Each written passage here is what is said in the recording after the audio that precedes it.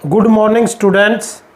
In last video हमने अम्ल एवं अक्षारक की तनुकरण के बारे में अभिक्रिया पढ़ी थी और आज पढ़ेंगे अम्ल एवं अक्षारक के विलयन कितने प्रभावशाली होते हैं। अब हम पढ़ेंगे अम्ल एवं अक्षारक के विलयन कितने प्रबल होते हैं। जैसे अम्ल क्या देते हैं, H+ आयन, और अक्षार क्या देते हैं, OH नेगेटिव आयन। अम्ल क्या देते हैं, H+ आयन, अक्षार क्या देते हैं, OH आयन। जो ज़्यादा संख्या में बाद में बताएंगे मैं प्रबल अम्ल क्या होता है, दुर्बल अम्ल क्या होते हैं। इसके अलावा तनुकृत के बारे में पढ़ा था। तनुकृत या ऐसे भी लिख सकते हैं इसको, लेकिन सारे जो मेथड है वो अलग अलग तरीके से है। अब अम्ल एवं अक्षारक के विलयन जो सॉल्यूशन में मिलते हैं उनको मापने के लिए किसी विलयन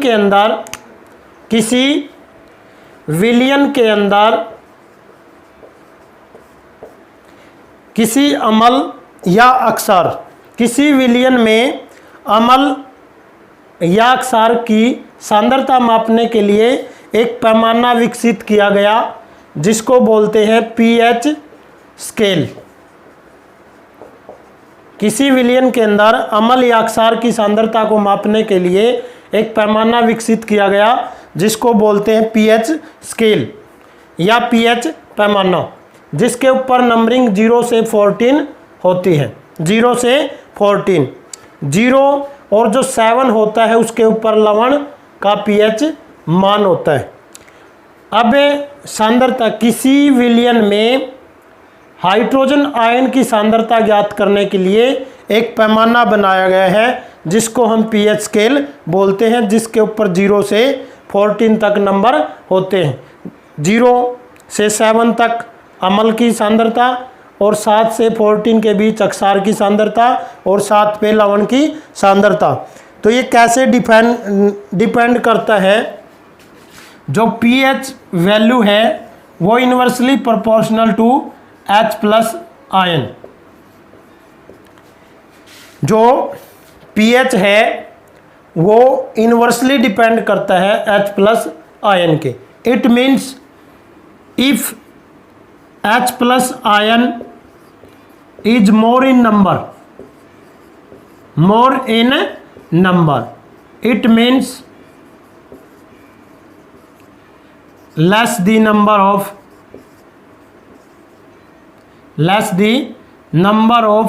hydrogen, less the number of value pH। जितने H+ आयन ज़्यादा होंगे उतनी pH वैल्यू ज़्यादा होगी। इसका मतलब वो एसिड क्या होगा, स्ट्रॉन्ग होगा। हम पढ़ेंगे जो ज़्यादा संख्या में H+ आयन देता हो उसको क्या बोलेंगे, प्रबल अम्ल या strong acid. Strong acid laboratory के अंदर HCl hydrochloric acid, H2SO4 sulphuric acid और HNO3 नाइट्रिक एसिड, ये 3 ही एसिड ऐसे होते हैं स्ट्रॉन्ग एसिड। बाकी जितने भी एसिड बच गए वो वीक एसिड होते हैं। जैसे एसिटिक एसिड है, फॉर्मिक एसिड है, ये सब क्या है, वीक एसिड। इन 3 को छोड़ के जितने भी एसिड है वर्ल्ड के अंदर या कहीं भी किसी भी सब्सटेंस के अंदर प्रेजेंट, वो सब क्या है, वीक एसिड है। इसी प्रकार जो ज़्यादा संख्या में OH आयन देते हैं, वो क्या कहलाते हैं, स्ट्रॉन्ग बेस। क्या कहलाते हैं, स्ट्रॉन्ग बेस। ये 2 ही होते हैं, NaOH और KOH। ये 2 ही होते हैं, NaOH और KOH, जिसको हम सोडियम हाइड्रोक्साइड या कास्टिक सोडा ही बोलते हैं, जो साबुन बनाने में हम अगले कुछ वीडियो के अंदर पढ़ेंगे। और KOH को क्या बोलते हैं, कास्टिक पोटास। तो यहाँ पर बात करें हम, जैसे दो तरह के अम्ल और अक्षार होते हैं, दो तरह के अम्ल और अक्षार होते हैं, प्रबल अम्ल और प्रबल अक्षार। अभी हमने थोड़ी देर पहले बताया था जो पीएच वैल्यू है वो H+ आयन के इन्वर्सली डिपेंड करती है। H+ आयन कौन देते हैं ज़्यादा? प्रबल अम्ल। इट मीन्स प्रबल अम्ल का जो पीएच मान है वो 0 के आसपास ही होगा। जैसे एक मोल, जैसे कंसंट्रेशन को किस में मापते हैं? मोल के अंदर। एक मोल HCl अगर है, अगर वो कंसंट्रेशन है, कंसंट्रेटेड है, तो उसकी पीएच वैल्यू क्या मिलेगी? 0। अगर वही HCl डाइल्यूट है तो उसकी वैल्यू क्या मिलेगी? पीएच वैल्यू क्या मिलेगी? 1। कंसंट्रेटेड वो होता है जिसके अंदर 95% एसिड हो और 5% क्या हो? वाटर। डाइल्यूट के अंदर इसका बिल्कुल उल्टा है, 95% वाटर और 5% एसिड। तो अगर डाइल्यूट का जो पीएच वैल्यू है वो क्या आएगी? 1, और यहाँ पर पीएच क्या आएगी? इसी प्रकार जो स्ट्रॉन्ग बेस है, जैसे NaOH, एक मोल की बात करें, एक मोल NaOH अगर क्या है? स्ट्रॉन्ग, तो उसका पीएच वैल्यू क्या होगी? 14। अगर कंसंट्रेटेड है, डाइल्यूट है, तो 1 लेस देन आ जाएगा 13। इसी प्रकार हमने यहाँ पर निष्कर्ष निकाला भाई प्रबल अम्ल एवं दुर्बल अम्ल, प्रबल अक्षारक एवं दुर्बल अक्षारक क्या होते हैं। जो ज़्यादा संख्या में H+ आयन देते हो वो प्रबल अम्ल कहलाते हैं, और जो ज़्यादा संख्या में OH आयन देते हो प्रबल अक्षारक कहलाते हैं। जो कम संख्या में H+ आयन देते हो दुर्बल अम्ल कहलाते हैं, और जो कम संख्या में OH आयन देते हो वो दुर्बल अक्षारक कहते हैं। हमने अभी पढ़ा था पीएच, जैसे जठर रस, जठर रस क्या होता है? पाचक रस होता है ये, इसकी पीएच वैल्यू 1.2 होती है। मिल्क ऑफ मैग्नीशिया जो अक्षार है, मिल्क ऑफ मैग्नीशिया, ये लगभग 10 होता है। वीक क्या होता है ये? Weak base, weak base. और मिल्क ऑफ मैग्नीशिया जो एसिडिटी हो जाती है स्टमक के अंदर, उसके टैबलेट आते हैं, उसको दूर करने के लिए मिल्क ऑफ मैग्नीशिया दिया जाता है। जो शुद्ध जल है उसका पीएच 7.4 होता है, और नींबू का रस होता है जो लेमन जूस 2.2, ये स्ट्रॉन्ग एसिड में आता है लगभग। इसके अलावा ब्लड, रक्त 7 पॉइंट समथिंग इसके आसपास का ही है। जो हमारा बॉडी है वो 7 से लेके 7.8 के बीच में कार्य करती जो पीएच। और इसके अलावा जो कोल्ड ड्रिंक होती है, क्या होती है? कोल्ड ड्रिंक,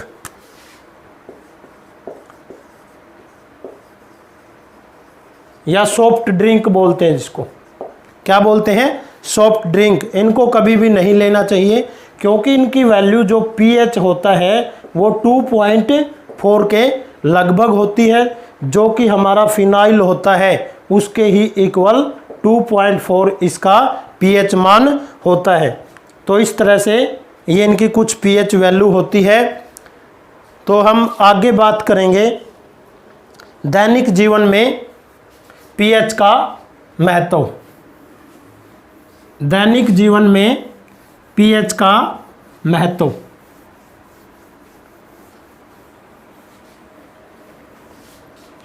दैनिक जीवन में पीएच का महत्व। दैनिक जीवन में पीएच का महत्व।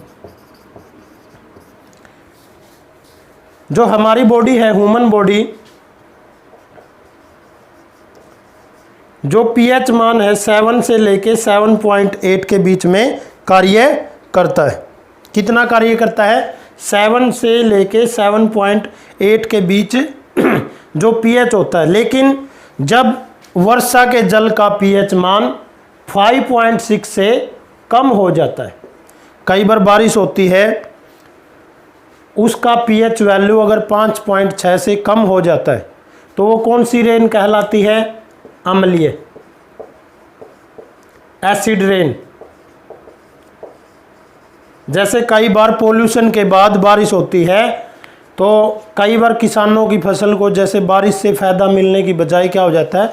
नुकसान हो जाता है, क्योंकि उस वाटर का जो वर्षा का जल है या रेन वाटर, उसकी वैल्यू पीएच की 5.6 से कम हो जाती है। ऐसी वर्षा को अम्लीय वर्षा कहते हैं या एसिड रेन कहते हैं। और जब ये जल नदियों के अंदर बहता है, नदियों के अंदर बहता है, और जो एक्वेटिक एनिमल होते हैं, एक्वेटिक एनिमल जो जलीय जीव है, जलीय जीव है, उनके लिए सांस लेने में दिक्कत हो जाती है और उनकी उत्तरजीविका क्या हो जाती है? कठिन हो जाती है और वो मर जाते हैं। इसके अलावा नेक्स्ट है हमारे पाचन तंत्र का पीएच। हमारे पाचन तंत्र में पीएच का महत्व। हमारा जो ह्यूमन बॉडी है, जो हमारा स्टोमक है, स्टोमक कौन सा एसिड रिलीज करता है? HCl, hydrochloric. कौन सा एसिड? हाइड्रोक्लोरिक। कई बार अपच या अनडाइजेस्ट, अपच या ज़्यादा खाने से स्वादिष्ट भोजन बनने की वजह से हमारे शरीर में HCl बहुत ज़्यादा में रिलीज, HCl ज़्यादा बनता है, HCl ज़्यादा बनता है। और ये उदर के अंदर, उदर जो स्टमक है इसको हिंदी में बोलते हैं, उदर को बिना नुकसान पहुंचाए भोजन को पचाने का काम करता है। लेकिन जब ज़्यादा रिलीज हो जाता है तो हमारे शरीर में जलन, पेट के अंदर जलन और कलेजे के अंदर जलन शुरू हो जाती है। तो इसको हम एसिडिटी बोलते हैं। क्या बोलते हैं? एसिडिटी। तो इसको न्यूट्रलाइज करने के लिए मिल्क ऑफ मैग्नीस या हमने अभी पढ़ा था उसके टैबलेट या इनू, इसके अलावा दूसरी चीज़ें ली जाती है ताकि आपके उदर का पीएच मान कम हो जाए। नेक्स्ट है पीएच परिवर्तन के कारण दंत अक्षय। पीएच परिवर्तन के कारण दंत अक्षय। पीएच परिवर्तन के कारण, पीएच परिवर्तन के कारण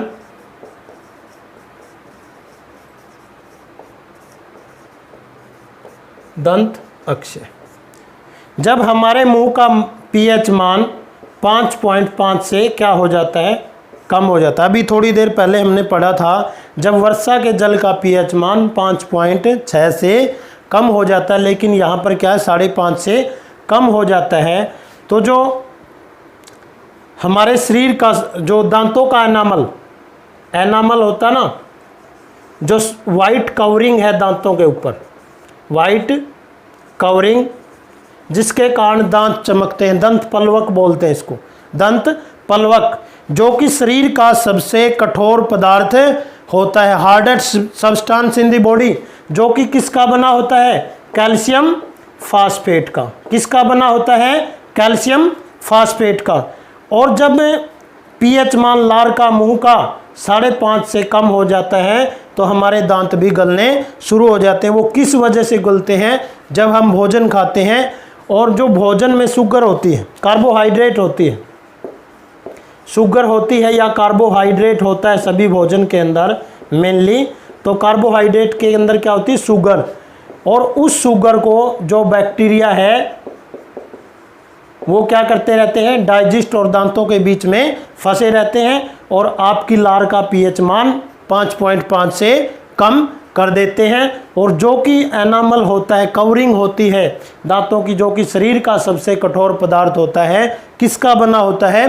कैल्शियम फास्फेट का, उसको भी गला देते हैं। और इस पीएच मान को मेंटेन रखने के लिए या बनाए रखने के लिए हमें टूथपेस्ट, दंत मंजन जैसे अक्षारकों का प्रयोग करना चाहिए।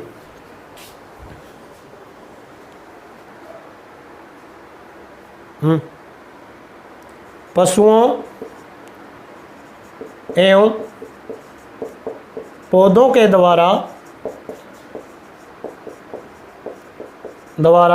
आत्म रक्षा। जैसे कई बार हनी बी होती है या आंट, मधुमक्खी या चिंटी को आपने कभी डंक मारा होगा तो उसके डंक के अंदर फॉर्मिक एसिड होता है, HCOOH, जिसको फॉर्मिक अम्ल, फॉर्मिक एसिड या IUPAC के बेस पे क्या कहेंगे?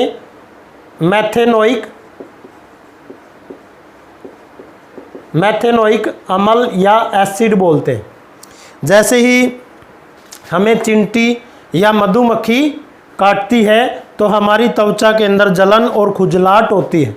क्यों होती है? क्योंकि जो ये फॉर्मिक एसिड है ये हमारे श्वसन तंत्र को भी और जो त्वचा हमारी स्किन है इसको भी क्या पहुंचाता है? नुकसान पहुंचाता है। और कई व्यक्ति तो इतने वो होते हैं संवेदनशील, कईयों की तो मधुमक्खी काटने से डेथ भी हो सकती है। इसलिए जब भी कभी ऐसा हो तो हमें एक डॉक्टर के पास या एविल टैबलेट देता है जो हमारे पास होनी चाहिए। इसके अलावा कई बार जो पौधे होते हैं, नेटल नाम का पौधा, नेटल प्लांट होता है, जो कई बार जंगलों में जाने के दौरान नेटल के पौधे गलती से अगर हाथ पे लग जाए तो इसके पौधों में क्या होता है? डंकनुमा बाल होते हैं। क्या होते हैं? डंकनुमा बाल, जिससे हमारे वही खुजली और सूजन हो जाती है। किसके कारण? फॉर्मिक एसिड के कारण वही होता है इसके पत्तियों के अंदर, नेटल की पत्तियों के अंदर। और इससे बचने के लिए प्रकृति के अंदर वहाँ भी हमारे पास ना हो तो डाक नाम का पौधा मिलेगा, उसकी पत्ती रगड़ कर इसका इलाज कर सकते हैं। इसके अलावा जैसे कुछ हमारा नींबू है, अम्लों की बात करें, जो नींबू है, नींबू और संतरा, इनके अंदर कौन सा अम्ल होता है? सिट्रिक अम्ल होता है। कौन सा होता है? सिट्रिक। और इमली में टार्ट्रिक अम्ल होता है, टार्ट्रिक। और टमाटर के अंदर ऑक्जैलिक अम्ल, ऑक्जैलिक अम्ल। इसके अलावा नींबू, संतरा, इमली और जो मधुमक्खी है, आंट है और नेटल है, इनके अंदर कौन सा अम्ल होता है? फॉर्मिक अम्ल। इसके अलावा जो आपका सिरका होता है उसके अंदर भी कौन सा होता है? एसिटिक अम्ल। सिरके के अंदर कौन सा होता है?